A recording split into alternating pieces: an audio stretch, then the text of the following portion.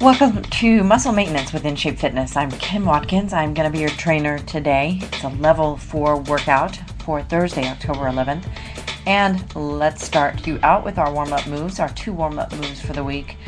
Go ahead and get your shoulders back. Make sure that you're standing really tall. Your abs are engaged. Your tailbone is tucked in, and walk in place for 30 seconds. Go ahead and add a shoulder press, which is where you press your hands up to the ceiling or up to the sky and then control them on their way back down, pressing back up with a controlled movement, opening up the shoulders, warming up the back, and take it up to a little jog if you're able to. At this point, we've got about 10 seconds more. Very good. Just want to get some blood flowing, get your heart rate going a little bit, and get you ready for our fun. It's a little harder than yesterday. I was actually just going through it myself, and it is a pretty intense little workout. We're going to do 2 sets of the 6 moves. One more warm-up move though coming up here, keeping your legs straight. You're going to do that toy soldier march, stationary march, where you touch your toe, the extended toe, with the opposite hand, and then kick the other leg out, keeping your leg straight, touching that toe. You're just literally opening up the hamstrings, trying to get a little bit of extension there so that you have full range of motion as we start moving around like crazy. All right, keep it going, a couple more seconds. Today's jumping jacks I call scissor jacks. And the reason I call them scissor jacks is because you're going to jump out like a regular jumping jack, and then you're going to jump sort of forward back. The arm movement never changes, but the forward back movement with your right leg going forward, your left leg going back. Then you jump out again, then you jump the left foot forward and the right leg back. So you sort of alternate the forward reverse leg each time, but you're in the middle, you're doing the traditional jack in the in between. So let's do that. You've got 30 seconds on the scissor jacks. This is the first move. We're going to do it twice. Go ahead and get started. Remember to stay light on your feet, landing lightly on the balls of your feet, keeping a bend in your knee, a slight bend in the knee for shock absorption the entire time. Your back is straight, your tailbone's tucked in, you're 10 seconds in, so you're doing really great. Remember, you're jumping out, then as you jump in, you jump the right leg forward and the left leg back, then jump the feet together again, then jump out again, then jump back together, then jump the left foot forward and the right leg back, and then start over. Again, you've got 10 more seconds, keep it going. Really getting the heart rate up here. The next move is a squat. We're adding a jump to the squat today. So right off the bat, the first 2 moves are pretty intense. All right, go ahead and plant your feet shoulder width apart. Your hands can be in front of your body or on your hips for balance. And lower your body down into the initial squat and inhale on your way down. Now, breathe a couple breaths as you're down there, because I want to make sure that you understand what you're going to do at this point. Make sure your knees aren't past the tips of your toes. You're going to exhale, lift up, and actually lift your entire body up off the floor, explosively jumping up. As you return to the floor, make sure that your feet go back into the right position, toes and heels in line, and you're going to sit right back down, just redistribute your weight back to your heel, and right back into the second squat. Okay, let's start that. Go ahead and squat down. Again, jump up and back down. In 30 seconds, you may do 4 or 5 of them, maybe 6 if you're feeling kind of frisky today, but you're not going to do a ton of them. You've only got 10 seconds left. Just keep it going. Remember, inhaling on your way down, big exhale as you explosively lift up and get both feet off the floor. 1 more. Awesome. Okay, now we're going to do the same thing that we did yesterday, the lateral knee lift with the kick, only you're going to just alternate your legs each time, which forces you to reconnect with your body weight and the floor. So that's what makes it a little more difficult than it was yesterday. But stabilize your weight on your right leg. You lift the left knee out laterally, then kick the foot out, then bend the knee, and then put it back down, stabilizing your weight then on your left leg. Lift the right knee, kick the foot out, bend the right knee, and put it back down on the floor. Switch back to the right leg stable, left knee comes out, kick that foot out again, bend the knee, put back down on the floor. Left leg is stable now, lift the right leg laterally out, the right knee out rather, kick the foot out, back to start, switch one more time in the other direction, and again. And that pretty much sums up the 30 seconds. So we're going to be going down to the floor next. That's our alternating lateral knee lift. and with the kick. Okay, so yesterday we did the Spider-Man in our first floor move, and today we're doing something I call Spider-Man's downward dog. So start in pike position, which is the old school term for downward facing dog.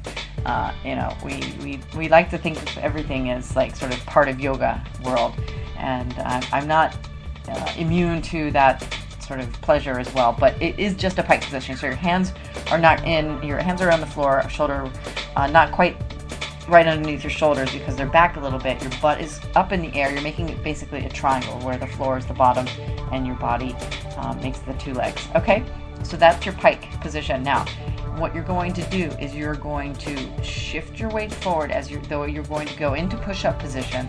And when you do that, you're going to bring your right knee out laterally, up towards the right elbow, just like the regular Spider-Man we did yesterday. And then when you bring the foot back, you're going to go back to pike position, back to downward dog, and then alternate. Okay, so 30 seconds is going now. You're going left leg, and then back to the right leg, and then back to the left leg. Now, the thing that's important in the Spider-Man, of course, is making sure your body weight is shifting so that as you're pulling your knee forward and squeezing those side abs, your shoulders and your hands become in line, vertically in line. And then when you go back to pike position, your body weight shifts backwards towards your feet a little bit. So just make sure that you're connecting with the floor and shifting your body weight in the precise way so that you don't pull anything or get less out of the workout. You really want to squeeze those abs, and you can do that when you have the support of your hands and your arms being in one straight line. Okay, turn yourself over. Let's do the tricep dips again. We are going to do tricep dips on one leg today. I don't know why it's such a tongue twister. I have a cold, so I sound a little funny today.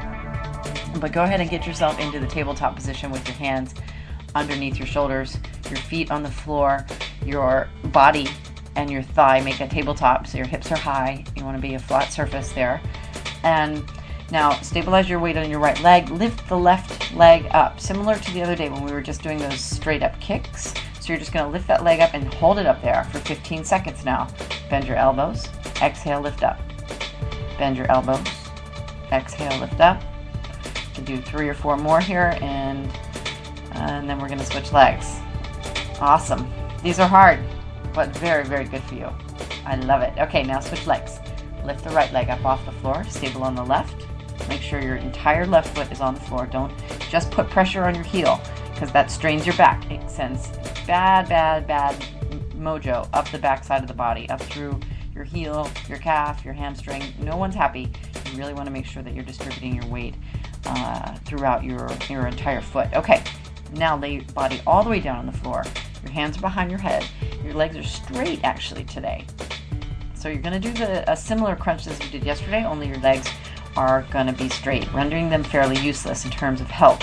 So exhale, lift up, twist to the right, twist to the left, and then back down, back to center and back down.